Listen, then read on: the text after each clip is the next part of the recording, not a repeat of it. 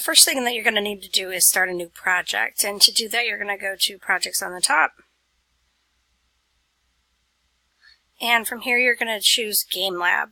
If you don't see GameLab, that means that you need to go adjust your account settings and make sure your age says that, I have a teacher account, so obviously mine doesn't look the same, but you'll have an option for adjusting your age.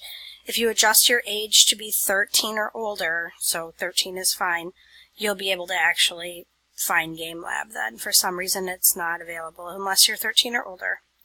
So once you've done that, go into here and click on GameLab. And GameLab brings up this screen right here. You're going to rename your project to whatever you want to name it.